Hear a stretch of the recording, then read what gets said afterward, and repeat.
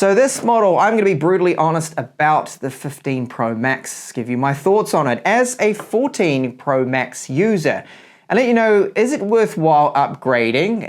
You're getting, okay, the new titanium build, which is very nice. You get the 5x optical camera, the new chipset, Type-C port, action button, and some other minor things. But I'll give you a spoiler here. All of that does not add up to you forking out and getting a new model, because you really, I don't think you're gaining enough.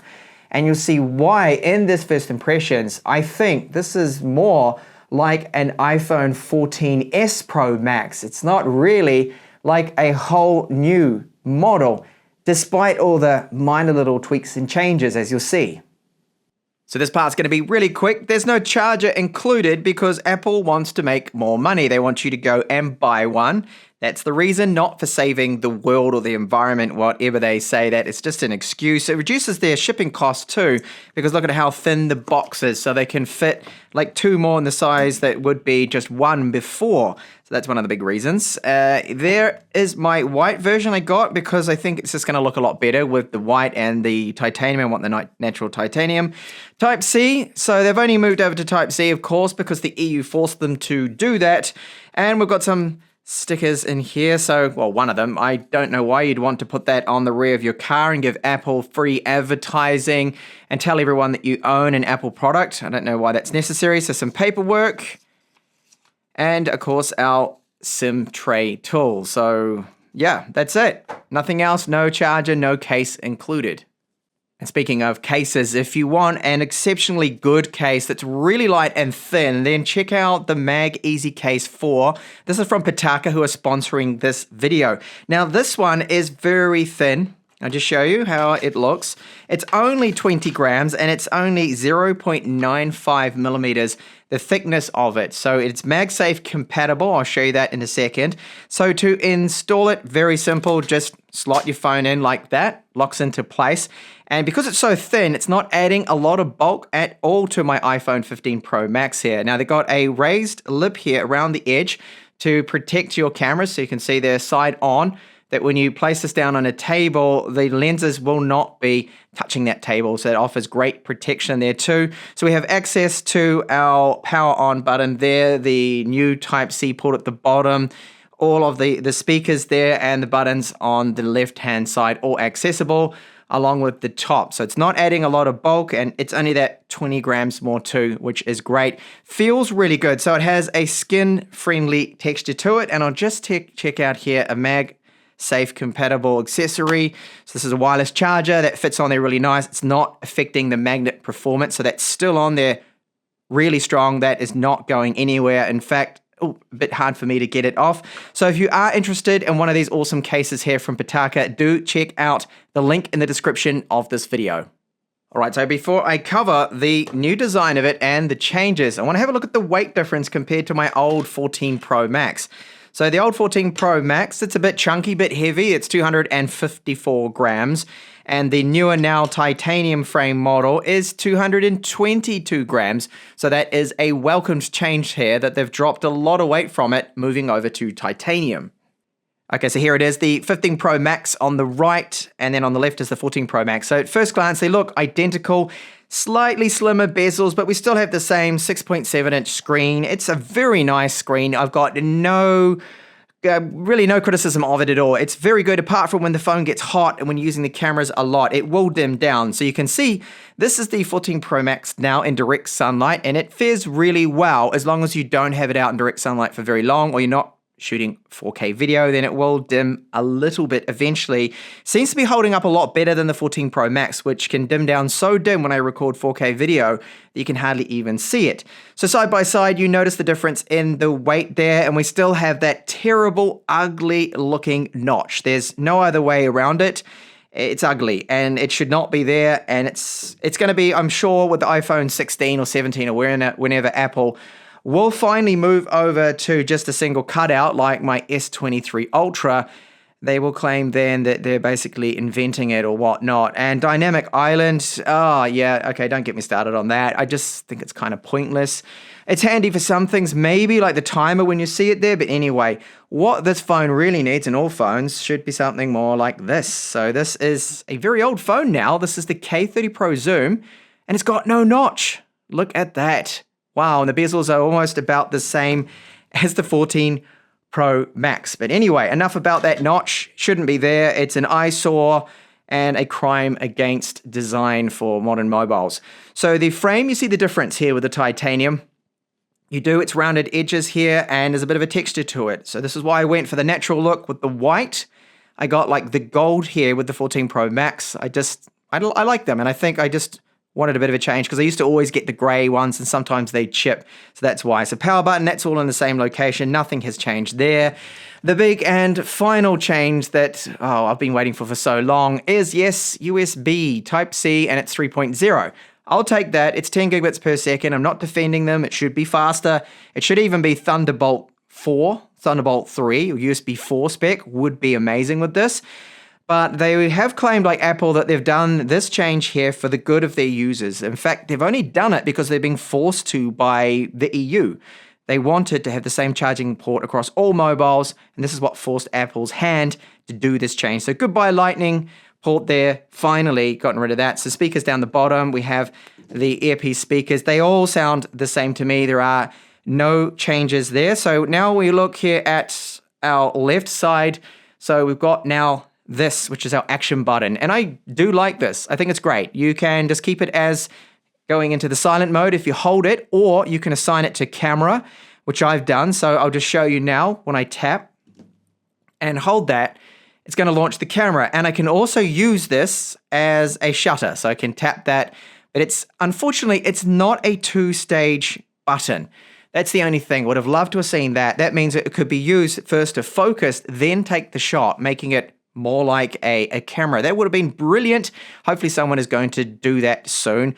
But I love the fact they've done this change because now that's Face ID working here for me, a lot of brands will now be adding action buttons to their phones too. And it's been around before with Android. This is not something new. I've reviewed some of those Doogie phones that have a quick launch button that you can assign to different applications. So Apple has not invented this, but because they've done it, more brands are now going to add that. Mark my words. Okay, so front-facing cameras, they are the same. They're just the 12 megapixel one, and it's that f1.9. It takes good selfies and portraits, and the best part about the camera I think with Apple, is that you get really good vlog footage out of this, and I'll show you some of those video samples later on in the video. So we do have the new chipset inside here. It is the A17, and that is just a 3 nanometer. It's the A17 Pro. And this is, okay, welcome change, big boost in GPU performance. We also have now 2 gigabytes of RAM instead of the 6 we have on the 14 Pro Max, which is good. That's another great change. And then we've got, the same 12 megapixel ultra wide with some tweaks to it because it's now got that new coating that's supposed to cut down on reflections. I'll test that later out with some night shots, probably not in this video, but maybe some camera comparisons. 48 megapixel, really unchanged, but it now has the new, of course, optical image stabilization with the sensor shift. It's supposed to be now improved. And then the zoom camera. So this is 12 megapixels. It's 5 times optical periscopic. And this guy here can beat it, of course. That's the S23 Ultra. Anyway, for Apple, it's something new. And this is the big key reason why you should go for the 15 Pro Max and not just the 15 Pro, because you get the zoom camera here. So it's still got the scanner, 3D scanner there too as well, and the flash. All of that kind of looks exactly the same. So there they are, side by side. Pretty hard to tell that much of a difference, but they've spaced it out slightly. And of course, old cases will not work on the new phone because it's slightly smaller, and those camera positions, they've changed slightly. Okay, so the screen, as I mentioned, it's very good, and it is an OLED. It's 120 Hz, HDR10, supports Dolby Vision. And in high brightness mode can get up to 2000 nits, and typically the top brightness is about 1000. I cannot criticize the screen at all. It's very good. I love it. It's really good. And I would say it's just as good really as my Samsung S23 Ultra screen, which I also love, but I prefer the size of this one. It's really a bit larger. It has the curvature of the screen though on the edges that I don't particularly like. I just love the fact that the iPhone screens at least are flat. And this is one thing I've got to give Apple a lot of credit to, is they've kept with the flat screen. I'm so glad they didn't put a curved one in here at all. So performance-wise, going from the 14 Pro Max with the A16 Bionic, is that what they call it? Yeah. And then the A17 Pro, that you're going to notice, well, really absolutely no difference. It's only in synthetic benchmarks you will see a difference. That's the only area. So if people say in their videos that, oh, you can tell how much faster it is, you can't, okay? You really cannot. So if you run those benchmarks, you see there's a nice bump in the GPU score. So this here is Geekbench 6 with the GPU. This is the metal score. So you can see it's gone out, well, not quite 5,000 points, but a lot. That's a lot for a GPU increase. So big improvements there. And they focused a lot on that in the presentation, that AAA gaming is going to be there and it's going to be great and amazing on your phone. Yeah, and you will notice the difference in games? Probably not. But it'll be able to do a lot of things like the ray tracing and all that sort of stuff. So the CPU side of things here, this is another big step up. Look at that single core score there. Wow, that is absolutely amazing. Almost 3,000 points for Geekbench 6, and that multi-core score there, over 7,000. That's a nice bump up, very nice bump up, especially that single core score. And again, you're not going to actually see or notice this just in day-to-day use, and with all the games that you standard, games that are out that have not been optimized for the new chipset, you're not going to see any difference at all in that area. Nope. I'm sorry, but that's true. You won't. But if you run these fancy benchmarks, you will see a difference. And just to show you how powerful it really is, the new A17 Pro, well, this is the Snapdragon 8 Gen 2. Look at that difference. Single core score. Okay, it's just 1911 versus almost 3000 in the multi-core score. So that is just completely demolishing the top dog with Android. So that is impressive. Very good performance out of that 3 nanometer chip now.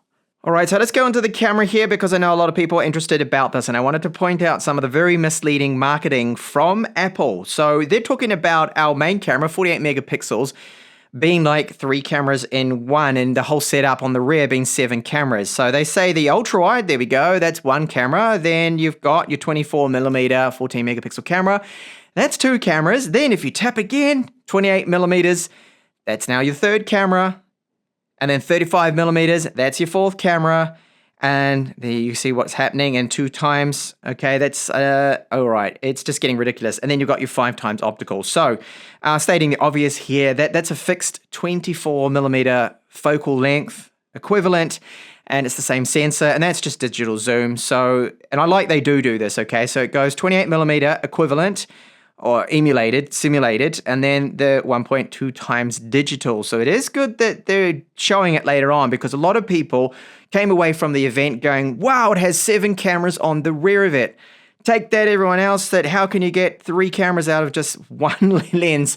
So it's marketing that I think and believe is very misleading here. I'm not a huge fan of that. So video, no 8K video. And a lot of people are defending that decision. I personally don't need, and I don't think most people will want 8K video in their phone. But I tell you what, just for future proofing, I shoot a lot of 8K video with my S23 Ultra. And why is that? Well, some of the clips I shoot of my daughters, they may be watching it in years to come, and I want it to be the top quality, 8K, just a bit sharper. You can also crop 8K a lot more than you can 4K, and I think it's time that if the competition has 8K, then yeah, Apple should really get it. There's no excuse to start defending Apple's decision to not go with 8K. That'll be something for next year. They're saving that spec for next year, probably, when we'll get 8K video eventually. So you do have a lot of settings, and of course with Apple, you need to go into the menu system here, which is always a bit of a mess, but they keep camera near the top part because it is a native app, and all the third-party apps are, you know, they're way down there. And oops, where is it? Where is camera? Here it is. Okay. So you've got a lot of options here. There's some new options. So cinematic footage, you can shoot at your 4K 30 there too. Slow motion, no changes in that. And this is our normal video that goes to 4K 60. So you get a lot of different options. You've got enhanced stabilization there. You've got the HDR video. You have the ProRes HDR now, which is very good. And you can record onto external storage.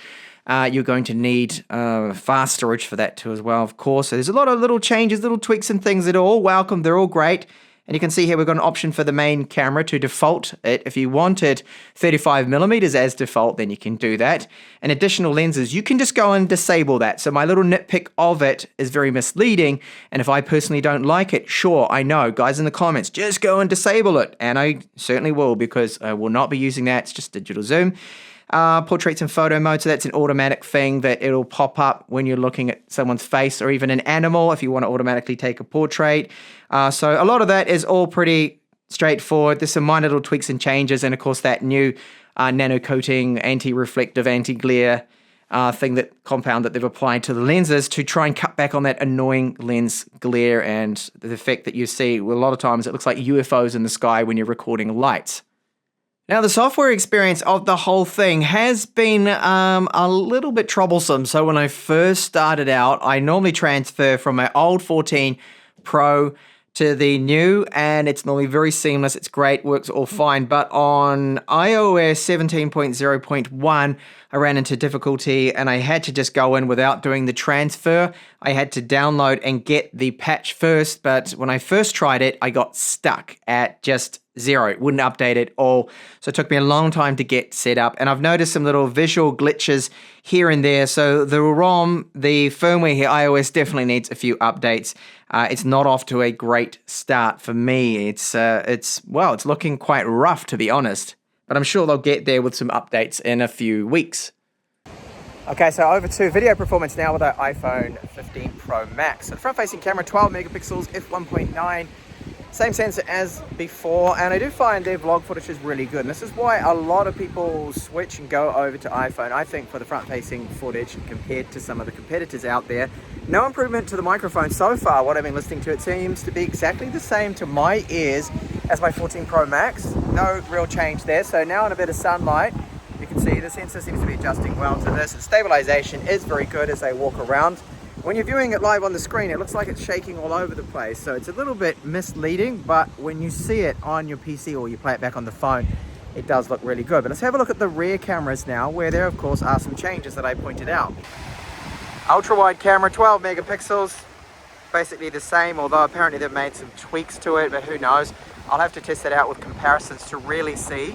So stabilization is good. Probably hearing a bit of wind noise now. So this is our 1x. And you can record in 4K 30 and 60, and you've got your ProRes HDR now too, but no 8K video. Not that I'm really missing that. I don't think it actually needs it, but it'll probably overheat. But competitors do offer it, like Samsung S23 Ultra, 8K video. So this is 2x digital, still using the main 48 megapixel camera here, and this is now 5x periscopic camera. And I can see now there's someone up there. Stabilization is looking very good here. As I point, now I'm just going to walk a little bit to test that stabilization. Okay, it is rocking around a little bit, which is understandable as I move along. So I'll go back to 2x now. So there's a bit of a gap here from the 2x to then the 5, but that transition is looking pretty good. It's quite fast, and back to the ultra wide now. So what do you think of this video quality?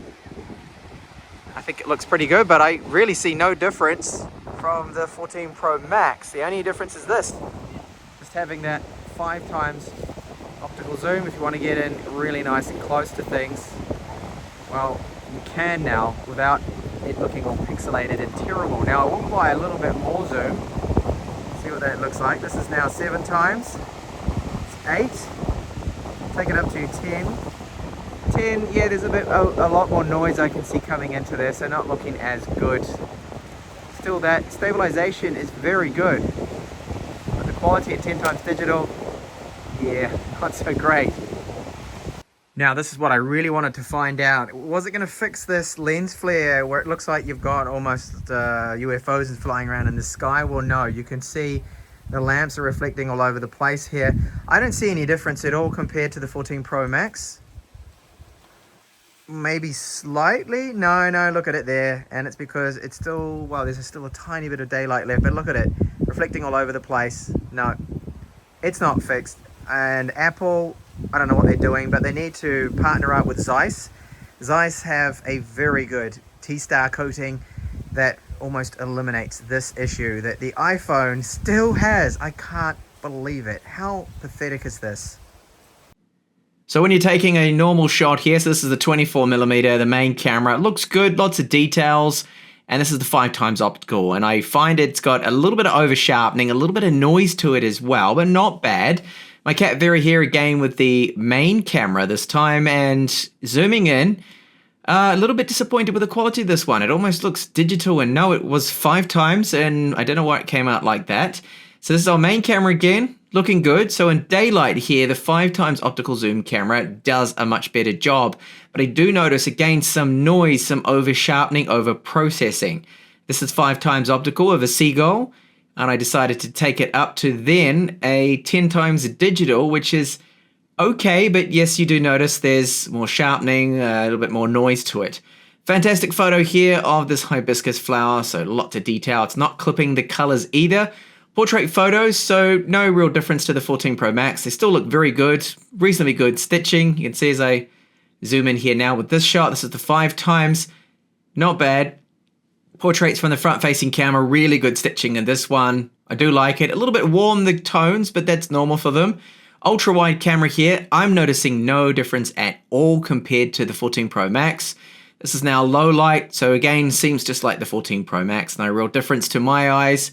This shot did not come out very well. Vera, the white balance is off, bit of noise to it. And finally, that is, yes, the 5x optical camera, not looking good at all in low light. So there we go, I'll cut to the chase here. It's not worth the upgrade at all. We get a nice new flash Type-C port. Wow, Apple, that's just amazing new technology. You've had it in your tablets for so long. Why did you take so long to bring it into the iPhone? Well, it's just revenue, laziness, who knows what it was, just to increase their revenues, not having to swap over to new Type-C stock. They wanted to use the Lightning ports, but it was the EU that forced them to this change, and it's a welcome change. And well done, the EU, for forcing this, that, you know, all mobile phones and tech has to have the same kind of plug, so we can all use the same kind of charger. Speaking of chargers, of course, not included. Samsung copied Apple, not including it at all, increasing their profits, cutting down on their shipping costs. It's all about that. It's not about saving the environment. And what about that 5x optical zoom camera? It's okay. It can take some really nice shots. I see a bit of over sharpening, a little bit of over processing.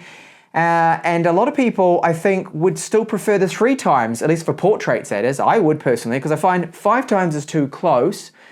3 was the kind of sweet spot. And then don't get me started on that misleading, false advertising, claiming it's got 7 cameras on the rear because they're counting ultra-wide. The ultra-wide's macro ability is 2 cameras. All right, fair enough. But then the 24mm 48 megapixel main camera saying it's 3 cameras in one because, oh, it does 28mm and it can also do 35mm. But it's the same fixed lens, of course, which is the 24mm equivalent. That's not changing, so it's just a crop. It's digital. It's a little bit misleading. And then there's that big gap between going from the 24mm to then our 5x optical zoom camera. In between there is going to be all digital, relying on that main camera. Now, we do have the new ProRes HDR. That is great. We've got the new automatic portrait sensing. The action button is another great thing, but these are all just minor things. The new titanium case, very nice. It's superb. The build quality and finish of this is excellent. It feels really good in hand. I think one of the best phones that I've handled, and a flat screen. That is brilliant. I hope they keep with flat screens. I don't really like curved screens, me personally. I know everyone's different, it's all subjective. And the notch, yeah, it's still ugly and it should not be there, that notch. And I hope that Apple eventually gets rid of that. I'm sure they will, and that really is the gist of it. It's not worth the upgrade if you're coming from a 13 Pro Max. If you're coming from a 13 Pro or a 14 Pro or 14 Pro Max. It's only worth the upgrade if you really need Type-C and you really need a 5x optical zoom camera. The chipset, yes, amazing performance, the fastest out there, but I'm telling you now that you will not notice this difference in current games and in current workloads and just using your phone day to day. If you've got the 14 Pro like I do, Max, you're here and you use the other, you can tell absolutely no difference whatsoever, so you're not going to notice that. But again, it's all good to have that extra performance. So there we go, that is my honest first impressions, my take on the new iPhone 15 Pro Max. Thanks a lot for watching. I may be back with a review if people do want to see that, so let me know in the comments. And in that full review, I'll cover thermals, battery life, and a few other things that are missing in this video.